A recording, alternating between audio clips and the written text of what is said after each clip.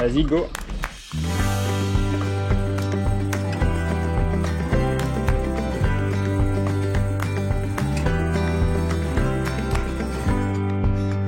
Débarrassés du vent et du relief, on savoure les pistes qui nous emmènent autour de la baie de Somme pendant plus de 20 km.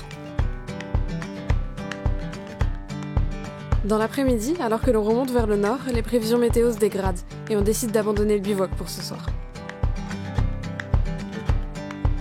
Là on est dans un camping 6 km après Étaples. On a fait une lessive vite fait, à la main, avec le savon qui nous sert de dentifrice. Et là on va manger, parce que les prévisions météo sont assez contradictoires. Il y en a qui disent qu'il y aura de la pluie, il y en a d'autres qui disent que non. Et le ciel se voile un petit peu, mais il fait encore très très chaud et il fait encore beau pour l'instant.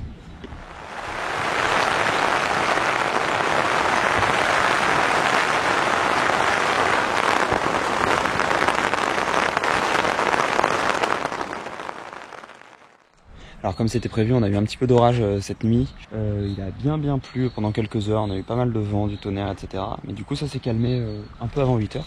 Donc là on range les bagages, on espère que tout n'est pas trop trempé. Puis après on va pouvoir y aller en espérant qu'il repleuve pas trop tôt.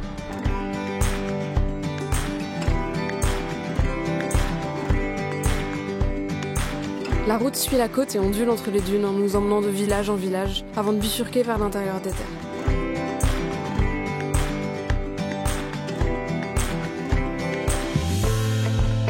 Perdu au milieu des champs, on dépasse le cap Grinet avant d'entamer la descente vers Calais.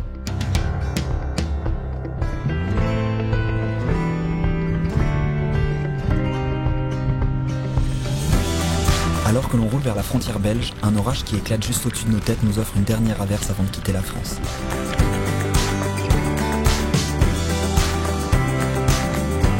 Ça y est, on a passé la frontière, donc on est officiellement en Belgique. Première frontière, on espère que ce sera pas la dernière. Après avoir longuement erré d'un lotissement à l'autre, on trouve enfin un spot pour poser la tente. Ce changement de pays nous donne vraiment l'impression d'avoir franchi une étape importante du voyage.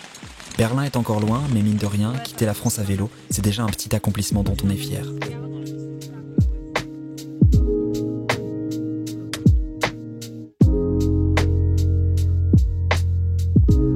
Aujourd'hui, notre objectif est d'atteindre Bruges. Pendant 30 km, on longe la plage sous un plafond de nuages avant de trouver un canal qui nous conduit jusqu'à la ville.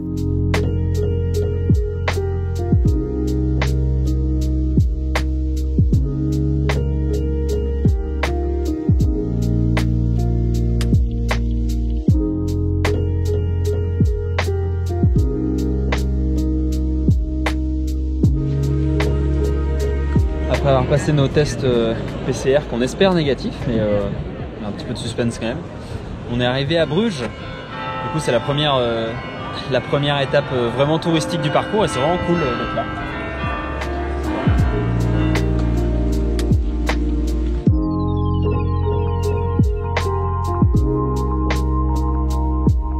Pendant quelques heures, on déambule le long des canaux en poussant nos vélos sur les pavés.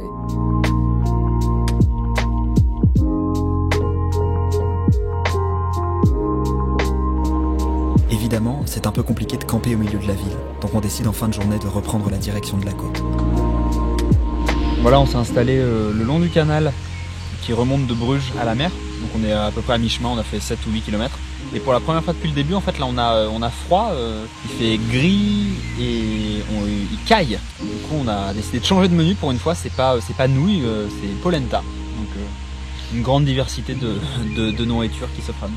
De nutriments. De nutriments également. Et ils annoncent une nuit pas ouf. Comme prévu, on s'endort sous la pluie et notre nuit est brusquement interrompue par les premiers grondements du tonnerre qui nous tirent du sommeil vers 3h du matin. Bon, cette nuit on s'est tapé notre deuxième grosse nuit d'orage, donc il a plu pendant plusieurs heures. Et sachant qu'on est à moitié sur de la terre mélangée à du sable, ça fait de la bonne boue qui colle. Du coup la tente est vraiment dégueu. Toutes les affaires qui étaient sous les absides sont tachées avec de la boue, mais heureusement il y a du soleil donc ça a un petit peu séché. Donc là on est parti sur un nettoyage général des sacoches. Mais finalement avec le temps qu'il fait ce matin on s'en sort pas si mal. Pour le petit déjeuner, on a droit à une barquette de fraises offerte la veille par un cycliste qui passait devant notre tente. Après avoir nettoyé et rangé nos affaires, on reprend finalement notre route en direction des Pays-Bas.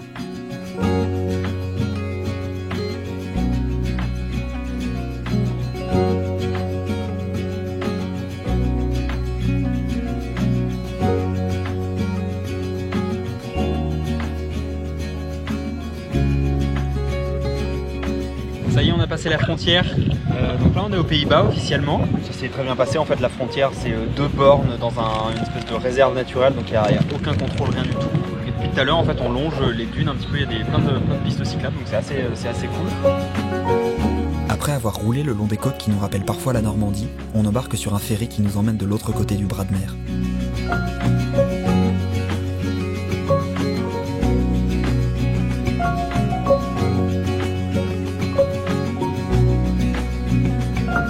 Pour la deuxième fois du voyage, on termine la journée dans un camping. On en profite pour remplacer la guidoline de Clément et surtout pour prendre une douche. Il fait encore beau, mais les prévisions météo du lendemain sont franchement mauvaises. C'est le jeu, de toute façon on n'y peut pas grand chose, et on reste très motivé à l'idée de rouler à travers les Pays-Bas.